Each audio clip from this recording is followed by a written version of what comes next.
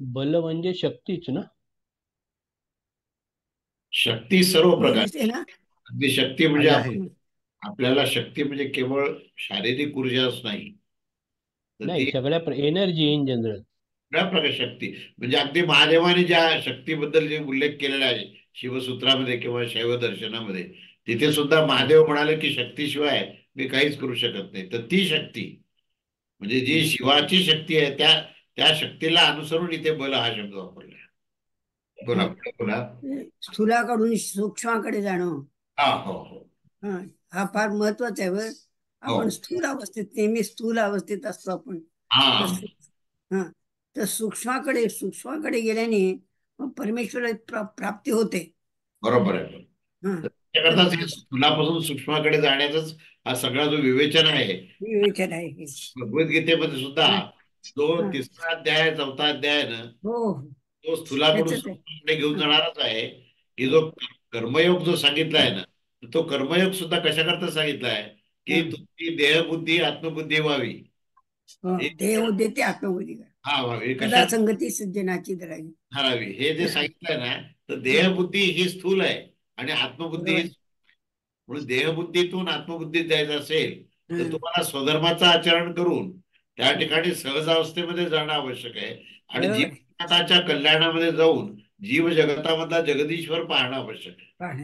ते फार पाहिलं, हे फार महत्वाचं आहे. हे फार महत्वाचं आहे. आणि हेच फार महत्वाचं भगवद्गीता याच्यावरच पूर्ण आहे. आहे. भगवद्गीतेचं आधारभूत तत्व जे आहे ना, हं. ते स्थूलातून सूक्ष्माकडे जाण्यावरच आहे पूर्ण. हं. आणि आणि म्हणून त्याच्याकरता चित्तवृत्ती एकाग्र पाहिजे.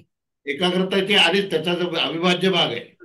हे सगळं एकाग्र चित्त करण्यामध्ये ते असल्याशिवाय ध्यान आपण सूक्ष्माकडे जाऊ शकत नाही. होऊ शकत नाही. कारण ते जाण्यामध्येच ते ध्यान लागतं. ध्यान जे आहे ना, हे ध्यान हे स्थूलातून सूक्ष्मामध्ये जाण्याची प्रक्रियाच आहे मुळातून. बरोबर आहे. ध्यान ध्यान योग जो सांगितलाय, तो हं. त्या ठिकाणी ध्यानयोग सांगताना सुद्धा हे ध्यानयोग तुम्ही त्या स्थूल देहापासून त्या आत्मतत्वाकडे जाण्याचीच ती प्रक्रिया आहे. आणि त्या जाण्याच्या प्रकृतीमध्ये अनेक वृत्तीला तुम्ही नियंत्रित करून एक वृत्ती ठेवा की हं. अहम ब्रह्मास्मी, ही एवढीच वृत्ती राहिली पाहिजे. बरोबर. आणि तत्वाचं ही वृत्ती केव्हाही करू शकतो आपण. काम धंदा करताना आपण एका ठिकाणी बसून करावं असं नाही. असं काही नाही, ती असं अखंडपणे काही करता नाही. येते तो प्रत्येक. सगळं काम करतो पण त्याची चित्तवृत्ती त्याच्याकडे असते. हा, म्हणजे ती तुरी अवस्था आहे. म्हणून तुरी अवस्थेच्या बरोबरीने जागृती आहे, तुरी अवस्थेच्या बरोबरीने स्वप्न आणि सुषुप्त अवस्था आहे. तिन्ही अवस्था असणं तुरी अवस्थेला काही अडथळा नाहीये. म्हणून आपण जागृत असतानाही तुरी अवस्थेत राहतो. बरोबर. आणि तिन्ही अवस्थेमध्ये तुरी अवस्थेत राहतो. हीच ती ब्रह्मस्थिती आहे. आणि त्या ब्रह्मस्थितीकडे जाण्याकरता आपल्याला जी सगळी साधना जी करायची आहे, ही सगळी साधना सांगितली आहे की अरे इथे थांबू नकोस. म्हणून नारद का प्रश्न विचारतात. हो हो. नारद जे प्रश्न विचारण्याची त्यांची जिज्ञासा जी आहे ना, ती आपल्या दृष्टीने फार महत्वाची आहे. हाय आणि हाय. जिज्ञासेमध्ये ते म्हणतात संपलं का इथे, हेच श्रेष्ठ आहे का. हं. तेवढं नाही, अजून अजून सूक्ष्म आहे, अजून सूक्ष्म. तर हे असं हे फार म्हणजे हा जो सातवा अध्याय आहे ना, अतिशय फार महत्वाचा आहे की फार स्थूलातून ज्ञान विज्ञान योगाचं. आणि स्थूलातून सूक्ष्मामध्ये स्थूल श्रेष्ठ आहे असं समजणं हे अयोग्य आहे. म्हणून व्यतिरेक म्हटलेलं आहे. हो. तुम्ही याला श्रेष्ठ समजू नका. हे केवळ श्रेष्ठ नव्हे. म्हणजे बरोबर. आता जसं पुष्कळदा काय होतं की वेदाचे पाठ झाले की त्यांना असं वाटतं की आपण श्रेष्ठ झालो. हं. पण तिथे नारद सांगतात की अजून तुम्हाला काही मिळालेलं नाही. नाही, हे श्रेष्ठ नाही. आणि ते समजून घेण्याकरता मग ते सनत कुमाराकडे गेले. ते म्हणाले मी एवढा अभ्यास केलाय, मी अजून माझा शोक दूर नाही झाला. बरोबर. मला जे आहे ते अशा प्रकारची स्थिती आलेली आहे. हो. मग सनत कुमार त्यांना बरोबर त्या मार्गाने घेऊन चाललेले हो. आहे. असा पुन्हा आहे विवेचन आहे. भागवतात हा विषय आहे बरं का. निश्चितच असणार. भागवतामध्ये नारद आणि सनत कुमाराचा संवादही दिलेला आहे. ते नेहमी सनत कुमार आणि नारद नेहमी संवाद असतो. हो, मग त्याच्याशिवाय ते ज्ञानाची प्रगल्भता येणारच नाही ना. सनत कुमार म्हणजे प्रत्यक्ष ते परमेश्वरच आहे. आणि परमेश्वर त्याच्या श्वासातूनच मध्येच. बाहेर येते. म्हणजे ते श्वास म्हणजे परमेश्वराचा श्वास म्हणजेच ज्ञान विज्ञान आहे. आणि त्या ज्ञानविज्ञानाचे मूर्त स्वरूप जे आहे ते सनत कुमार आहेत किंवा हे चारी कुमार जे आहेत, ते त्याच्या अमूर्त स्पंदनाचं मूर्त स्वरूप म्हणजे सनत कुमार आहेत. आणि त्या मूर्त स्वरूपासमोर हे नारद मुनी गेले आणि आम्हाला अमूर्त काय ते सांगा बरं. हं. खरी गोष्ट आहे. खूप छान. श्री स्वामी सर. श्री स्वामी. स्वामी समर्थ. ठीक आहे. अजून काही नमस्कार काका. हा, बोला बोला. श्री स्वामी समर्थ. स्वामी सर बोला बोला. काका, शैव दर्शनात उल्लेख आला होता आपल्या प्रबोधनामध्ये की हा शिवयोगी हा नेहमी तुर्यावस्थेत असतो, बरोबर आहे. बरोबर. पण तरी सुद्धा त्याला जागृती, स्वप्न आणि सुषुप्ती याचं भान असतं. म्हणजे तो फक्त साक्षी भावाने बघत असतो का, तो त्याचा अनुभव पण घेत असतो?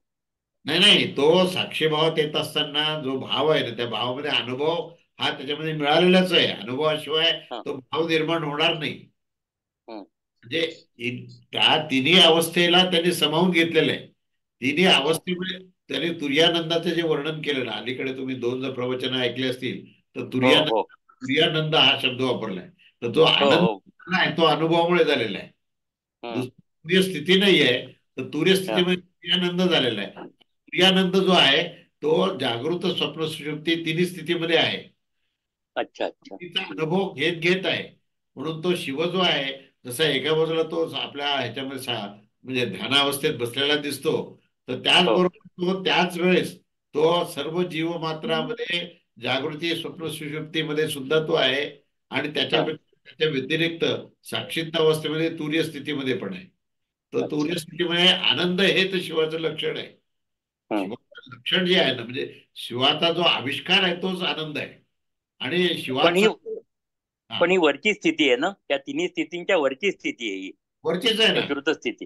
हा, चतुर्थ स्थिती. स्थिती म्हणजेच तुम्ही प्रकृती संबंध विच्छेद जरी केलेला असला तरी हा. प्रकृतीचा त्याग केलेला नाहीये. विच्छेद हम्म. म्हणजे ते त्या प्रकृती सहित ते आहेत. म्हणून तर शिवसूत्राचा विषय जो आहे तो शिव आणि हा. शक्ती या दोघांचा समावेशन आहे ना. आणि हो हो अमृतानुभवाचा तोच विषय आहे की शिव हो आणि हो. या दोघांचं परस्परांमध्ये हे अतूट नातं सांगितलंय. त्या ठिकाणी हं. कुठेही त्याग नाहीये, प्रकृतीचा त्याग नाहीये. हम्म. जसं आता मी व्यतिरेक सांगितला, तर तो हो, प्रकृतीच्या आसक्तीचा त्याग आहे. त्याग म्हणताना प्रकृतीचा त्याग नसतोच, तो आसक्तीचा त्याग. प्रकृतीचा त्याग आहे. म्हणून देहाचा त्याग नाहीये, तर देहाच्या आसक्तीचा त्याग आहे. देह भावाचा त्याग आहे. देह हा भावाचा त्याग आहे. अगदी बरोबर, अगदी बरोबर. हा, हा, देह हा, भावाचा त्याग आहे. आत्मभावात राहून देहाकडून काम करून घ्या. हा, हा. घेऊन देहाचा त्याग करू नका. देहाकडून काम हो करून हो जीव जगताच्या कल्याणाकरता काम करून घ्या. पुष्कळ हो लोकांना हो. समज होतो आणि ते म्हणतात आम्ही सर्व संघ परित्याग करून हिमालयात चाललो. तर तसं नकोय. त्यांना हे त्याची माहिती आवश्यकता नाहीये. नाही, त्यांना हे माहिती नाही तो संसार आपल्या मनात आहे. हिमालयात आहे का इथे आहे हा प्रश्न नाहीये. संसार हा मनाच्या आसक्तीचा विषय आहे. त्यामुळे हो ती ना, हो ना. की जिथे आहे तिथेच हिमालय आहे असं आहे. हा, समजलं. धन्यवाद. श्री स्वामी समर्थ. श्री स्वामी समर्थ. बोला. हे आपण जे आता ऐकतोय म्हणजे संकल्प, चित्त आणि त्याच्यानंतर ही जी स्टेजेस आहेत, हा. आपण असं बोलू शकतात का म्हणजे की आध्यात्मिक प्रगती होण्यासाठी पण हे इनवर्ड्स जाण्यासाठी हा मार्ग आहे असं? हो, म्हणजे वाटेत लागणारे सगळे स्टेशन आहेत हे. जसं आपण दिल्लीला हा. गेलो तर आपल्याला अनेक मोठे मोठे स्टेशन मिळतात की नाही. हम्म. पण तिथे गुंतून नाही राहायचं. तेच अंतिम स्टेशन आहे असं समजायचं नाही. समजलं? अजून पुढे आहे. पुढे आहे म्हणजे आता भोपाळला उतरला आणि चहा चांगला मिळाला म्हणून चांगला चहा मिळाला म्हणून आपण काही गाडी सोडत नाही ना. चहा बरोबर. लगेच गाडीत जाऊन बसतो की नाही. कारण काय आपल्याला दिल्लीला जायचंय ते सगळं माहीत असतं. पण स्टेशन लागतात भरपूर मध्ये. स्टेशन हा. लागण्याची हरकत नाही. त्याचा आस्वादही घ्यावा, त्याचा आनंदही घ्यावा, त्याचा विनियोगही करावा. पण ते श्रेष्ठ आहे असं नाहीये, तर त्याच्या पलीकडे श्रेष्ठ अशी गोष्ट आहे. हम्म. आणि बल म्हणजे बोलतोय आपण ते म्हणजे फिजिकल एनर्जी बोलू शकतो का? म्हणजे फिजिकल किंवा विल पॉवर फिजिकल पण? दोन्ही आहे. सगळ्या सगळ्या प्रकारचे विल पॉवर पण आलेली आहे, फिजिकल एनर्जी आलेली आहे. म्हणजे आपण थोडक्यात म्हणजे जे ज्ञान आणि विज्ञान प्राप्त झालंय त्याची प्रत्यक्ष कृतीमध्ये आणण्याकरता ज्या तत्वाची आवश्यकता आहे त्याला आपण बल असं म्हणतो. म्हणजे थिअरी झाली आणि प्रॅक्टिकल करण्यासाठी तुम्हाला जे पाहिजे आतमध्ये अगदी बरोबर ते आहे. अगदी बरोबर. हा. आता समजा म्हणजे त्याच्यानंतर तो स्टेज असं झालाय. म्हणजे कम्प्युटर तुम्ही शिकले, डॉक्टरेट पण केलं, पण त्याचा हा. उपयोगच काय आणि ते झाल्यानंतर बरोबर. केलं नाही पुढे तर त्याचा काही अर्थ नाहीये. तर ते झाल्यानंतर तुम्ही प्रत्यक्ष कृतीमध्ये ते आणण्याकरता बल लागतं. कळालं ना? म्हणजे आपल्या दैनंदिन स्थितीमध्ये पण आपण हे इम्प्लिमेंट करू शकतो, असं म्हणजे रोजच्या ह्याच्यात पण करतोच, आपण करू शकतो नाही, बाय डिफॉल्ट करतोय. बल आहे म्हणूनच करतो असं आहे. हो हो हा, ठीक आहे. हो. श्री स्वामी समर्थ. श्री स्वामी बोला. नमस्कार. हा बोला, श्रीराम बोला. बोला श्रीराम बोला. फार छान वाटलं आशीर्वाद आहे. छान वाटलं आजकाल प्रवचन. स्वामी कृपा. काका, एक विचारायचं होतं की ध्यानापेक्षा आणि बलापेक्षा विज्ञान हे श्रेष्ठ जे म्हणलात आपण, ते थोडं कन्फ्युज होतं, थोडं सांगितलं तर बरोबर. परत एकदा विचारा काय. ध्यानापेक्षा आणि बलापेक्षा विज्ञान हे श्रेष्ठ आहे असं म्हणतात आपण, पण हे कसं काय ते लक्षात आलं नाही का? नाही, आवाज तुमचा नाही, थोडा शब्द बरोबर स्पष्ट येत नाहीत मला, त्यामुळे प्रश्न कळाला नाही. ध्येयापेक्षा काय म्हणाले, परत एकदा विचारा. हॅलो. बलापेक्षा आणि ध्यानापेक्षा विज्ञान हे श्रेष्ठ आहे असं म्हणतात, हे लक्षात आलं नाही का? कन्फ्युज. ते सांगतो तुम्हाला. ज्ञानापेक्षा विज्ञान श्रेष्ठ आहे. तर ज्ञान हा जो शब्द आहे ना, हा आपल्या आत्मतत्वाशी निगडीत आहे. बरं काय, आपलं जे स्वरूप आहे ना, म्हणजे ज्याला सच्चिदानंद घनस्वरूप किंवा ब्रह्मतत्व आपण म्हणू, तिथे तिथपर्यंत ज्ञान आहे. पण ह्या ज्ञानापेक्षा सुद्धा श्रेष्ठ विज्ञान आहे असं म्हणतात ना, त्या विज्ञानाचा अर्थ काय ते सांगतो. तर त्या विज्ञानाचा अर्थ आहे की ज्ञानातून निर्माण झालेली जी भक्ती आहे, की या प्रत्येक जीवमात्रामध्ये, प्राणीमात्रामध्ये तो भगवंत आहे, अशा प्रकारची तुम्हाला आकलन होऊन तशा प्रकारचं तुमचं आचरण होणे म्हणजे विज्ञान आहे. लक्षात आलं? सर्वत्र तो भगवंत सर्वत्र आहे. आता आम्ही पूजेमध्ये बसलो आणि बाळकृष्णाची पूजा केली आम्ही, आणि मग ऑफिसमध्ये गेलो आणि लोकांशी दुर्वर्तन केलं, तर तुम्हाला विज्ञानाची प्राप्ती नाही झाली. त्या बाळकृष्णाला ज्यावेळेस तुम्ही सर्वत्र पाहाल आणि तुमच्या आचरणामध्ये सदाचार होईल ना, तेव्हा विज्ञान सिद्ध झालं. कळालं ना? म्हणून विज्ञान हे ज्ञानापेक्षा श्रेष्ठ आहे. आलं लक्षात? हो का? श्री स्वामी समर्थ. जय जय. बोला, पुढे बोला. हा श्री बोला, तपडिया बोला. कोणी कोणी असं विचारतं ना की ध्यान करायचं म्हणजे नेमकं काय करायचं, फक्त डोळे मिटून बसायचं का? त्यांना असं पूर्णपणे समजावून सांगता येत नाही नेमकं काय करा तुम्ही म्हणून. बरोबर. तर त्याचा अर्थ असा आहे, ध्यानाचा अर्थ असा आहे की ज्या अनावश्यक वृत्ती आहेत ना, त्यांना वजा करणे, आणि जी केवळ परमेश्वराच्या संदर्भातच फक्त तुमची एकच एकाग्रतेने विचार करणे, त्याला ध्यान असं म्हणता येईल. तर ते ध्यान हे बसूनच करायला पाहिजे असं नाहीये. बसून करणं ही एक साधनेचा भाग झाला, पण ते फक्त मर्यादित नाहीये. तर अखंड तुम्ही कुठलंही काम करत असताना सुद्धा तुमचं ध्यान लागू शकतं. म्हणजे त्या कार्यामध्ये तन्मयता झाली, ते एकाग्रता, एकच फक्त विषय समोर जो तुमच्या टेबलवर जो विषय ठेवलेला आहे आणि तुम्ही चर्चा करता किंवा काम करता ऑफिसचं, तेव्हा त्या विषयाच्या व्यतिरिक्त अन्य विचाराला तुम्ही सगळं काढून टाकलं आणि ते त्या एकाच विचाराने तुम्ही एकाग्रतेने काम करता, त्याला सुद्धा ध्यान असं म्हणता येईल. म्हणून अनावश्यक गोष्टीचा त्याग आणि अंतिम जी प्राप्ती करायची त्याच्यावर लक्ष ठेवणे, याला आपण ध्यान असं म्हणतो. स्वामी समर्थ काका. स्वामी समर्थ. हा बोला. हा काका, म्हणजे नाम साधना आपण एकाग्रतेने केली, हो हो, तर ते एक प्रकारचं ध्यानच होते ना? प्रश्नच नाही. जिथे एकाग्रता लागली ते ध्यानच आहे. त्यामुळे ते कोणतेही कार्य असो, प्रत्यक्ष व्यवहार असो, किंवा एखाद्या आपण साधनेमध्ये बसलाय तर नाम साधना असो, त्या सगळ्यामध्ये हे शेवटी ते ध्यान ही त्यातली एक कॉमन गोष्ट आहे. सगळीकडे ध्यान लागल्याशिवाय नामामध्ये सुद्धा एकाग्रता होणार नाही. जिथे एकाग्रता आली आणि ज्या ठिकाणी समर्पण आलं तिथे ध्यान लागलं. आणि ध्यानात काका असं म्हणतात की विचार शून्य होणे आवश्यक आहे. अगदी विचार शून्य तर म्हणजे होतच नाही, म्हणजे किती ट्राय मधात कुठला तरी विचार येतो. त्याचा खरा अर्थ काय माहिती का? विचार शून्य म्हणण्यापेक्षा अविचार शून्य व्हायला पाहिजे. म्हणजे अनावश्यक जे विचार आहेत ना, त्याला काढणं म्हणजे ते ध्यान आहे. तिथे विचार हा शब्द वापरला, पण खऱ्या अर्थाने अविचार म्हणायला पाहिजे. अनावश्यक वृत्ती ज्या आहेत त्या संपवल्या आणि एकच वृत्ती राहिली की तेव्हा त्याला ध्यान असं म्हटलंय. आला लक्षात? चला, खूप आशीर्वाद आहे, स्वामींची कृपा आहे. हा बोला.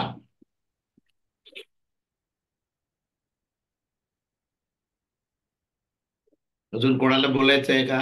श्री स्वामी समर्थ. श्री प्लीज स्वामी समर्थ काका. बोला बोला. हा डॉक्टर बोला. खूप हा खूप खूप छान होतं. हा अम, बुद्धीच्या आधी आहे ते आत्मज्ञान किंवा ब्रह्मज्ञान आहे आणि त्याच्यानंतर येतं ते विज्ञान. हो आणि ध्यानामुळे आत्मस्थितीचा जेव्हा अनुभव घेतो हा त्याचं प्रकटीकरण ज्या आत्मस्थितीत जे आपण अनुभवतो की सूक्ष्म सगळीकडे आहे आणि सूक्ष्मातच पूर्ण ताकद आहे, तर त्याचं प्रकटीकरण हे विज्ञानातल्या आचरणामुळे होतं. त्यामुळे विज्ञान श्रेष्ठ आहे. अगदी बरोबर सांगितलं. असंच ना. हा बरोबर हा आकलन. आणि हा हा बोला. आणि ते कृतीत आणण्यासाठी जसे शिवाला शक्ती लागते संहार करायला. शिवा कायम योगी आणि ध्यानावस्थेत असतो, पण जेव्हा त्याला संहाराची वेळ आहे, असुरांचं मर्दन करायचंय, तर त्याला सृष्टीची रचना करायची, तर त्याला शक्तीची तेव्हा आवश्यकता भासते. असं अगदी. शिवात तेवढंच महत्व आहे, फक्त आसक्तीशिवाय त्या शक्तीचा त्या बलाचा वापर केला तर हे सगळं हे जे बल आहेत, आत्मबल, बुद्धिबल, शरीरबल, मनोबल, हे जे सगळे बल आहेत, त्या बलाचा वापर करून हे प्रकरण उत्तमरित्या तो करू शकतो, अगदी म्हणजे जीव. बरोबर. अगदी योग्य सांगितलं तुम्ही. अगदी योग्य आकलन केलं आणि हाच आजच्या प्रवचनाचा बोध आहे. तर तो तुम्हाला हो, प्राप्त खूप झाला. छान. येस, खूप छान. थँक्यू. धन्यवाद. श्री स्वामी समर्थ. श्री स्वामी समर्थ काका. बोला बोला. श्री स्वामी समर्थ काका. बऱ्याच गोष्टी तुमच्या ह्याच्यातून आचरण समजत गेल्या आणि जेव्हा बाकीचे सगळे विचारतात ना तेव्हा अजून स्पष्ट होऊन जाते. हा तर तुमची तशीच कृपा आमच्यावरती राहू दे एवढीच प्रार्थना. कृपा श्री आहे. स्वामी. श्री स्वामी समर्थ. प्रशांत बोला. श्री स्वामी समर्थ काका. काका छान, म्हणजे खरंच काका ह्या गोष्टी फार महत्वाच्या आहे आपल्या आयुष्यात. हो हो म्हणजे अगदी. आज जे सूक्ष्म आणि अनुशासन पण तुम्ही गुरुबोध मध्ये दिलाय, पण अधूनमधून डिस्ट्रॅक्शन येतात. आता त्या कशा कमी करायच्या हे ध्यानातून कदाचित होईल. हा हा म्हणजे अखंड नाम साधना जर तुमची असले ना तर ते ध्यान सुद्धा लागतं आणि ऊर्जा मिळते, शक्ती. गुरु चित्तामध्ये असते आणि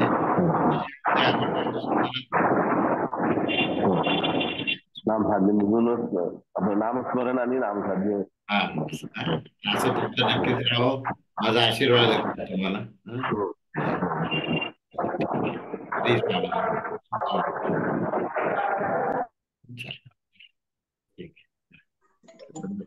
चला आता मी थांबतो आता आणि पुढच्या रविवारी आपण भेटूया.